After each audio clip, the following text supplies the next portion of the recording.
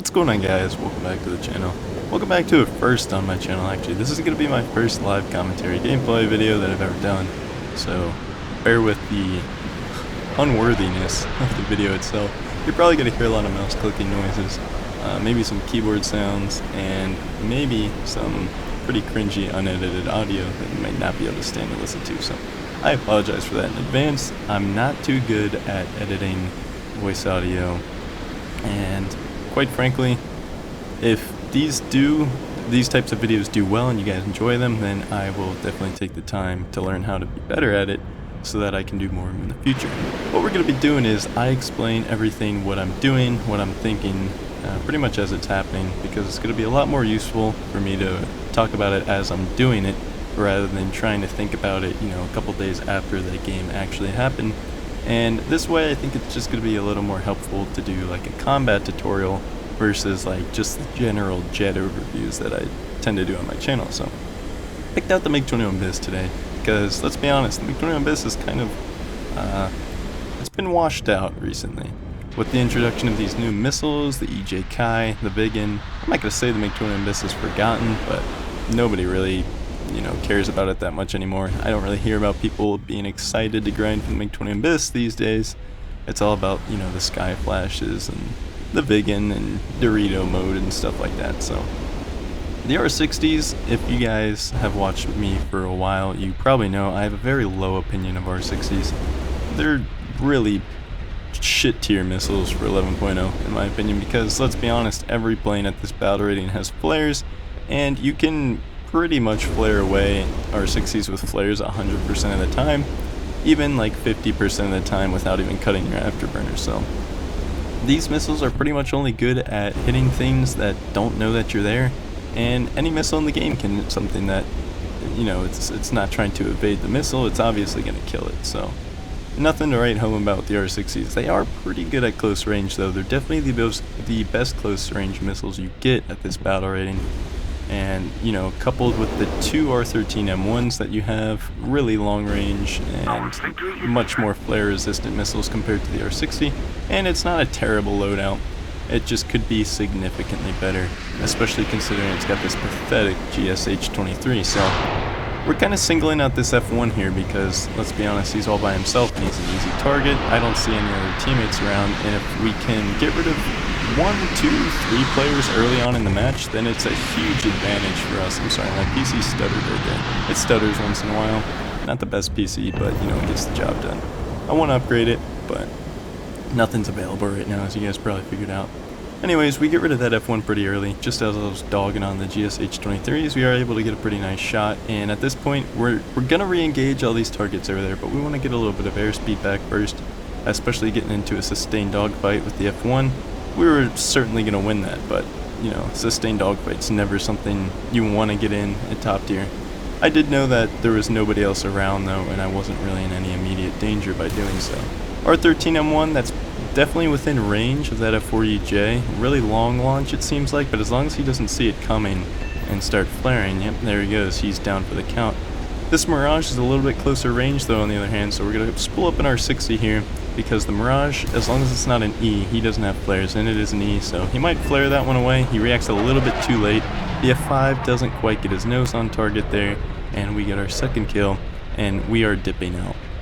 I don't see too many teammates around me. There's a couple. This MiG-23's flying in, and I've got that F4F off to the right and left of me, but they're a little bit far away, and my only immediate teammate is the MiG-23, and I have an F5 on my ass, so I'm just going to keep running till the F5 loses interest. He's lost interest, so I'm going to turn around, re-engage, and now we have a lot more of a fair fight here. 3 versus 4. We're probably going to be hitting close range. Actually, I see this F5 pitching up for the MiG-23, so I'm going to queue up this R13M1, see if we can get a long-range launch on him. It's not going to end up being long-range, but we might get a launch here anyways. Yep, that'll hit. So that's the F5 dead. He reacted a little bit too late himself. He should have probably pre-flared if he saw me coming. He probably just didn't see me coming though, because he can't be looking at everything at once in top tier. However, if there's one piece of advice you need to know as a novice jet player, it's that you have to be looking around at all times. T2, I'm pretty sure it's got AIM-9Es. Nothing to really worry about there, but we flared just in case anyways. And we have just the T2 and that F5 left for the match, so any second now. I think I'll just pick right now because the F4F is pretty close on a 6. I'm going to cut the afterburner so that I really bleed speed fast. Jink last second to get out of the way of this Vulcan here. He can't pull with that. And we're going to queue up an R60. Go back over his nose so he can't get a shot on us. See if we can maybe get a gunshot. Not going to happen. However, we are, if he keeps going up, going to be able to get an R60 shot here as we spin it around. Hopefully our missile seeker doesn't turn off right before we get the shot. That'd be tragic. And nope. I don't know what that's all about. Sometimes clouds make the missiles react a little bit finicky. Gotta keep an eye out for that F5 because he might be coming back towards us. Luckily he's not, he's a little occupied. And the T2 doing a pretty good job at using clouds here to deny a missile launch. However, he probably doesn't want to be getting this slow and, you know, going into this kind of a vertical fight because all I'm going to do here is just make sure I stay behind him like this. And hopefully, yep, as we exit the clouds here, I'm going to have a nice clean R60 shot. Since well, maybe, there it is. I don't know why the Seeker gets so small when we get close to the ground. That was never going to hit. Okay, I thought it was never going to hit. That's what I'm talking about with R60s, though, being the best close-range missiles you get at this battle rating. They're the only missiles that will reliably hit something within 1 kilometer. And that could have been a much easier shot if I pulled a little bit more lead before firing that missile. I really didn't think that was going to hit. It's pretty surprising and rather impressive for the R60. However, if that was a plane with flares, which most of them do, the T2 is one of the few exceptions, then he could have easily dodged that missile because, you know, it doesn't matter what range you're at. If you cut your afterburner and then flare against an R60 or an R60M, you're going to be able to dodge it. But regardless, that's a nice 5-kill ace, first game back in the BIS, and, you know, this plane's still very effective. It may not be, you know, complete meta, but if you really get into some fights, create some chaos, you know, manage your targets well, as in, like, you know, positioning, target acquisition, switching between different aircraft, then you can have some pretty successful games in it. So, anyways, let's move into the second match here and see what we can do. Welcome back to a third game in the Big Tournament Mist. This is the kind of map that's like really predictable to think about where the combat zones are going to be. Like, for example, my entire team pretty much is always going to take off and go left. The entire other team is pretty much going to take off and follow a straight line, if not veer slightly left. And that's pretty much going to mean that we're going to fly across the map, realize that there's nobody over on our sector, same with them, and pretty much make a diagonal line right for each other because at that point you kind of know where the other team is. What you are going to find though, however, is a couple of stragglers, maybe 1 or 2 enemies over here. And the goal to win the game quickly and effectively is we want to take out those stragglers as quickly as we possibly can with as many numbers as we can to minimize losses and keep as much pressure on those planes we're attacking. And what that's going to do is just give us a big old numbers advantage when we come to the main attack with all the other planes. My tactic this game is going to be what I was trying to do last game ideally. I'm going to cut my afterburner, reserve some fuel, but, you know, go to that shallow dive to maintain that Mach 1 speed. That way, I mean, the MiG-21 BIS already has some fantastic acceleration, but if we do need any more speed, we're already well over supersonic, so we should be good on that front. This is what I was talking about. Here's a couple of stragglers that you can pretty much always expect whenever you're on a map where pretty much everybody goes left. Not everybody goes left. There's sometimes some free thinkers about, and you don't want to be a free thinker. That's what's going to get you killed at top tier jets. You have to stick with your team. Here we have an F4E. Maybe we can get a frontal heat lock, and we're going to, but it's going to be too late. He's going to be too close for that to do anything. We're going to switch to our 60s, and this is the perfect opportunity to pull what I was talking about earlier. We have an F5 nice and high on us here. We're going to switch back to the R13 because he's definitely going to flare. At this point, you can pretty much tell he knows we're here, and we're going to have to launch our missile at farther range than I'd want to, and he's going to be flaring. So I want that smaller seeker head, higher speed, and more flare resistance, and that finds its mark again. F5 with the crack damage model though, so we don't know how critical that hit actually is. We're gonna find out later, I guess, or maybe someone else could clean up the kill. That's fine. F4E 3-kilometer launch. Typically you wouldn't want to do a 3-kilometer launch, but the R13M1 can definitely make it. Unfortunately for us, he cut his afterburner and deployed flares. We're not going to turn with him because he's already so slow. All we have to do is keep our speed, and we're invincible to this guy. It looks like our team is doing a fantastic job at cleaning up, and that pretty much all comes down to that opening fight with those 2 Phantoms and me with that F5C. we were able to take out 3 enemy planes on the other team without even risking one of ours or taking any losses. So right when the main fight happened, we were already pretty much 3 planes up, and that's something you really want to shoot for top tier, is that little coordinated team versus just a couple guys attack, and that's definitely gonna increase your win rate if you can get the team on board with doing that. And typically it just happens on its own, so it's not like you're gonna have to go in chat and ask. We do have a couple of planes approaching, but I do want to finish off this F4E. He's probably going to flare with his missile because it's an R60, and that's what R60s do. However, he's going really slow, so it's got a chance, and maybe he's out of flares because he didn't even try.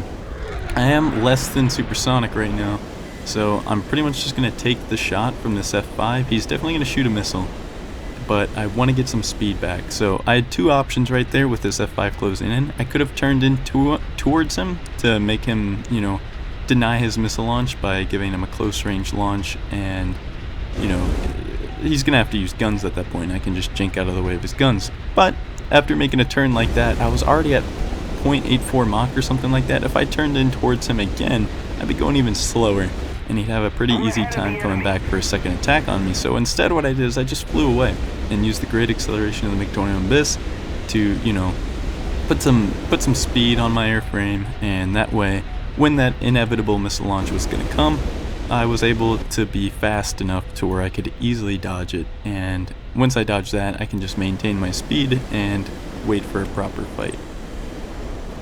He's probably going to try to J out or camp the airfield, one or the other, so we're going to do that old trick that I was talking about in the how to counter airfield campers video. How to never die by SAMs, essentially. If you don't know what I'm talking about, you haven't seen the video, I'll put a card up on the top right of the screen right now. Basically, if you go 5,000 meters in the air, over 5,000 meters, the SAMs won't even shoot at you. And if you're right over the base, you can dive straight down on the airfield and not risk any kind of SAM launch whatsoever until you start flying away from the airfield. And at that point, you're probably going to be out of range anyways. The only real risk that this has here, the F5 seems to have already landed. Very impressive from him. So we're going to try to attack here, but I suspect we're just not. Yep, there he goes. He J's out. No, he doesn't J out. He's just unspotted. So we're going to continue with that attack. But again, the only threat here is going to be that radar-guided M247. But we're going to see if we can just ignore it. Wow, terrible shooting with the GSH-23s. We do get a crit in, but we got to make sure we're flying kind of erratically here to not get hit by those M247s. The crit was thankfully a fire, so we're going to avoid that. And now we're just going to pull a little bailer on roll kind of thing to avoid that SAM, get some speed back, and get ready to do the exact same thing with this one. Here we go, bailer on roll. SAMs typically can't follow that maneuver. It depends on the plane, of course. If it's a bigger, heavier plane like an F4E, then you probably aren't going to get away with that. But that's kind of the gist of the airfield maneuver I was talking about. I made a video on. You can go check out that video for a more in-depth look at that, but that's pretty much essentially it. Ideally, I didn't bleed so much speed. If I had a missile, I wouldn't have had to slow down so much, and since I slowed down, I kind of put myself at risk for getting SAM'd on the exit, but if you do that little rolling thing, sometimes it'll get you out of that. So let's jump into the next game. Alright, we made a little bit of a loadout switch. I'm pretty fed up with those 60s at this point after playing quite a few games in the Abyss by now, shooting this video. I'm not a fan of a missile that can get flared when people aren't even using flares properly. It's really uncompetitive, and I don't want to have to rely on people never seeing me for me to launch a missile at them. It's getting kind of ridiculous at this point. I'd much rather have, I don't know, even like AIM-9Gs over our 60s, but we've got 4 R13Ms, which is probably the best loadout. As long as you're like talking pure missile kills, if you want the extra missiles in the form of R60s just to have something to like slow people down, or get someone off of a teammate 6, then having extra missiles is nice, but I'd like to have a higher probability of kill when I launch them, and I think having 4 R13Ms is gonna end up most of the time resulting in more kills than having 2 of them and 4 R60s. So that's just me. We're again on the outside of the map. Everyone kind of went left for the most part. The other team is probably all going to pop up right about where you see them now. So we're going to start making our way over there again. Didn't climb too high because we don't want to get spammed by AIM-7s and AIM-72 sky flashes, stuff like that. It's pretty much the strongest team that we could be facing right now, Japan, Sweden, and the US. I would be very surprised if we win this one, but anything can happen. It just comes down to, early game decisions and what your teams are doing. I think this Phantom is going to be relatively alone, but we do have this Vigan coming in, and, well, really the rest of the enemy team is closing in on us. Maybe. Looks like they're starting to turn away, so going for this F4E, well, he's dead, so we don't have to worry about it. But if he didn't die and my teammates weren't going after him, I'd have probably gone after that F4E in that situation. Went vertical, did a long-range missile launch. This guy's locking me with pulse Doppler. He's probably not going to get a shot off, but just in case, I'm going to make it really hard for his missile to track by turning outwards like that. Unfortunately, we're pretty damn slow now, so we kind of have to focus on getting some speed back before we actually go into any kind of engagement. Notice I didn't attack that F4 there, and I'm also not going to attack this F1. I'm just kind of making sure I'm staying out of range of any of their missiles or guns. And also, you notice I slightly turned in towards that F1, just so that if he was interested in fighting me, he'd have to pull all the way around 180 degrees instead of a more shallow turn and not so many degrees in radius. And that way, it gives me more time to put some distance in between me and him before he actually gets turned around for a shot. So I hope that makes sense. That's a pretty important defensive tip to think about. We have an F4E kind of just flying right in front of us. I don't know if he's seen us, but that R13M1 is well within range of him, so as long as he doesn't see it and doesn't flare, he's definitely a dead man. There he goes. First kill of the match, and we also have an F5 who's just kind of diving down right in front of us. And this should also be a pretty free R13M1. Well, it was until the MiG-27 kind of turned inwards. Luckily, we see that J-37 last second, and we're able to pull out of the way of his nose. The F4E kind of stalling out. If I didn't have to dodge the J-37 there, we could have made a move on the F4E. So that just comes down to me not being entirely as situationally aware as I should have been. And now we have a little furball over there. So we're just going to, again, pick up some speed and make our way back in towards the furball. Mach 0.8 is alright, so, it's a defensive speed. I can dodge this F4E shot, except he gets missiled before I even have to, so that's good news for us. I'm going to go ahead and look at a shot on that Vigan, not going to get one. So we're going to switch targets, launch our missile at that F5, maybe take the head on with this F4, or F104, excuse me, because he doesn't seem to be paying attention. Unfortunately, these guns are pretty hard to aim, and we're not going to get a kill on that. But our F5 does go down, and at this point, we've kind of just been, we've been subsonic most of this game, and in a lot of situations that'd be bad, but given that I didn't really have anybody seeking to kill me, except for that one F4 that we had, that was a pretty easy dodge though, so we've been able to survive getting pretty slow. Who isn't going to survive getting pretty slow is this Vigan. If I don't kill him, then somebody else is. He's going to take the head on here because he's desperate and he's kind of out of options. We don't get the shot, but I mean, look at that speed. I'm just suspecting his engine is dead. That's probably what happened because I can't imagine his Vigan would be going that slow otherwise. F104, pretty low. We're not going to be able to get a missile shot off like that, so I'm going to pull a lot of lead, try to get guns in, but again, I'm not going to have to.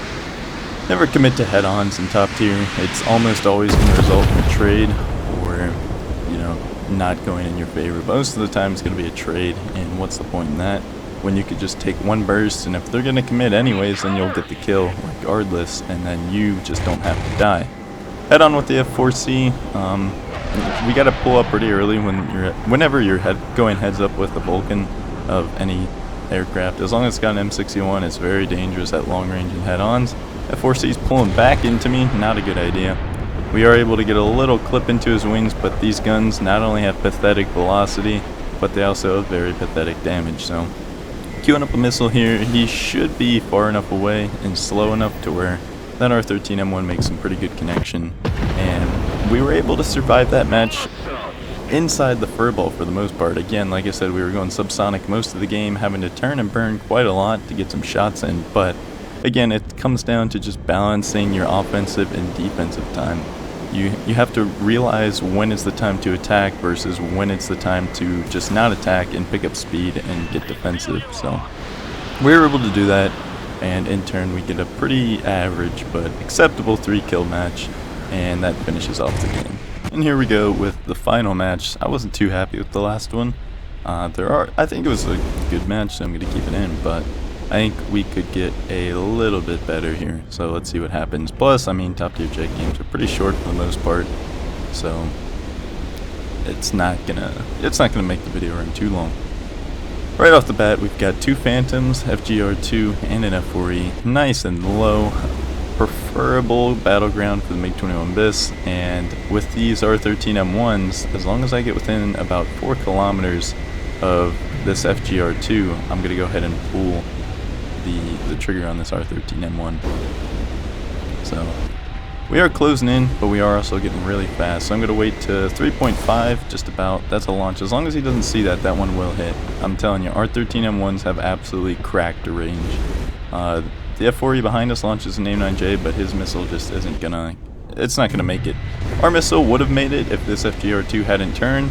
Since he's turning and my missile is completely out of fuel, it wasn't burning anymore, then that means it's just gliding. And that turn he pulled definitely killed the last of the speed the R13M1 had. That is just not gonna get back. So we've now got an F5 on our tail. I know he's launched one of his AIM-9Es at us, so that's important to keep in mind. And once again, know your enemy. The F5.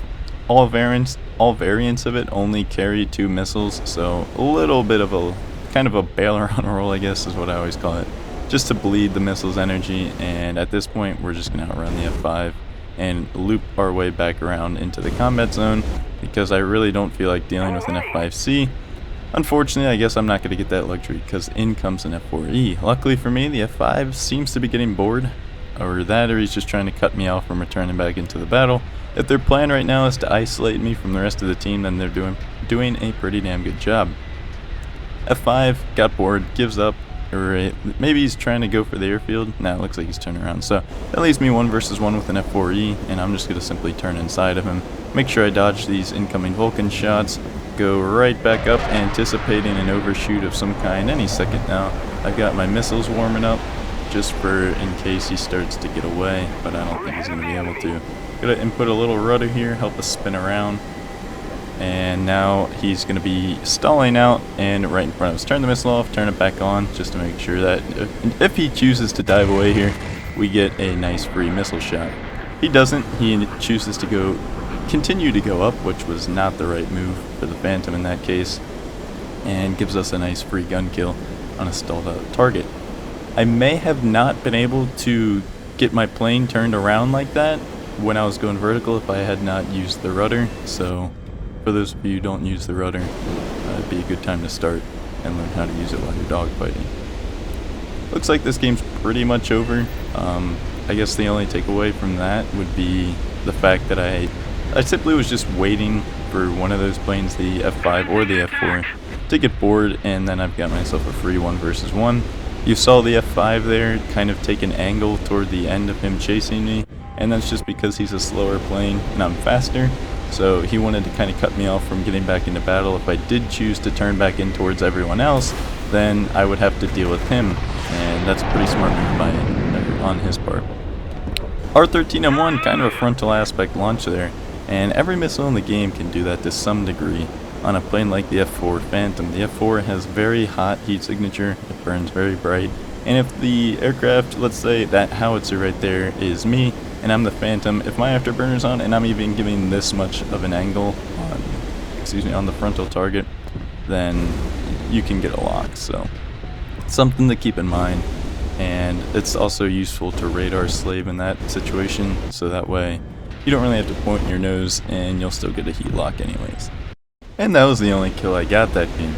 But that's okay, I'm going to leave it in there just because I think it was a pretty nice dogfight, or at least one to show off, because you don't get too many 1 versus 1s in top tier, but if you do and you find yourself in a superior plane in a 1 versus 1 situation, you should definitely take advantage of it. But not only that, you heard me and saw me use rudder there, and I was talking about rudder, and I mean manually inputting rudder using Q and E. And you know, if you're a good player out there, you're saying no shit, you know, whenever you're in a dogfight, you're gonna want to use rudder, especially when you get in those kind of vertical stall fights and stuff like that, pulling hammerheads, things of that nature. Most people, though, I'd be willing to bet, rarely ever use Q and E, in an actual dogfight. They probably just use WASD and then just use like the mouse to get themselves lined up and on target once they've given themselves somewhat of a shot. Speaking of the current gameplay though, right now, that F4E would have been a great target, but I see this J35D, so if I'd have pitched up for that F4E, he'd have gotten a nice easy AIM-9J launch. So I've had to restrain myself so far, and we're just going to fly past that J35. But anyways, yeah, if you don't use the rudder in dogfights, definitely try it out. Use that Q&E. I know it's a little bit awkward when you already have your fingers on WASD. It's hard to use those keys without actually taking your fingers off the ones you need to roll and pitch and stuff like that, but practice it and I think it's going to help you out a lot. We've got a J37 launching his AIM-9P, J, whatever, I'm going to call it J probably, even though I know it's an AIM-9P. He's going to launch another one, he's just going to start spamming, and these are the type of players I hate. It's really annoying.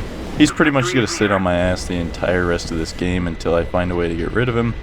He has no he has no attention left for anyone else.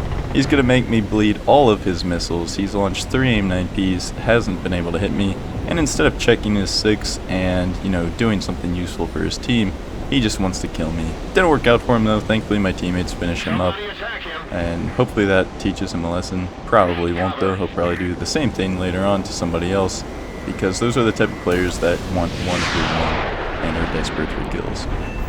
We get a free shot onto the F4C. He was pretty slow. He was already dodging our teammate. And this F5 is probably going to turn back in towards us, so I don't want him to get a shot. So I'm going to turn back in towards him. More than anything, just for defensive. But we are going to see if we can get a gunshot off on him anyways. But we don't. Sometimes the best defense is offense. And by flying towards him, I denied him the ability to slot himself onto my 6 and give him a free gunshot or missile shot. Because I'm not going too fast here, admittedly. So right now we're going to use the rest of the game to pick up some speed and maybe climb up to this F104 here in a second that was last spotted somewhere up in the sky. See if we can get an R13M shot on him. These missiles are very long range, so even if he is going really fast up there, I have every bit of confidence that my R13 is going to catch him. I could even launch it right now. 3 kilometers at this altitude and going up as well within range to take that guy out of the sky. And he's going to be greeted by an R13M right into the tailpipe there. I don't know if he's even playing at this point. Didn't really look like he was paying attention, but we get the kill nonetheless. F5, he's got 2 MiG-21s on him already, and a MiG-27. They're probably going to be launching R-60s at him. Those are pretty easy for him to flare away, but R-13, that is within range of this missile, but he has taken some pretty intense evasive maneuvers. Unfortunately, not intense enough. This missile just has some cracked range, and you're able to take those 3+ kilometer shots that you just can't even dream of with an R60, and even most of the AIM-9s can't do that. One of my favorite missiles in the game for sure. I think you should try out the R13s. I have a whole missile guide on the R13. I'll throw that up on screen right now. You can watch that, learn a little bit more about it. That should pretty much wrap up the game. We've got an it's an F104, I think, if my memory serves me well. Alright, we found him on the runway here. We are at our 5,000 meters of altitude over the airfield, so we're safe from SAMs. He's just now landed, and I'm going to stay behind him so I can launch a missile. That way I'm able to stay fast and not risk getting SAM'd as easily in M247. So as long as he's still got his engine on, this should lock up. There it is. Reducing our speed a little bit just so we don't rip. Turn that afterburner off and get out of here before the SAMs actually launch. He's on fire, so even though he didn't die, we are going to get credit for that kill. Hopefully. He might repair before the fire actually gets to him, but that should be it for him. Invincible to SAMs right now. They're just never going to reach us. And again, if you guys haven't seen that video on how to avoid SAMs, I'll drop the card up here once more. But anyways, as he burns up, and that'll be our last kill of the game. I hope you guys enjoyed the video. Alright, it turns out I lied. He was able to repair, and the fire didn't actually kill him, so we're going to queue up our... We have no missiles left, so we're going to have to strafe from here, which is not ideal whatsoever. M247s are probably going to get me here, but I just want him to die. He has no right to take off again. Get a critical hit, kind of a keyboard shot there, and he's on fire once again, so put that one out. He's not gonna. I dare him to. Throws himself right into the ground. That's GG. And even though we had to use our guns there, since we used our little airfield strafing tactic, anti-camper tactic, we were able to get a nice gunshot on, oh, my air brake's out, I'm dead. We were really nice gunshot and avoid the SAMs. Unfortunately, I left my air brake out, so I wasn't fast enough to get away from the SAMs. Make sure you don't do that, otherwise you definitely would have lived there had you not left your air brake out like I did. Now it's over for real. I hope you guys enjoyed the video. I hope you learned something from the video. I hope we'll see you in the next one. Let's see ya.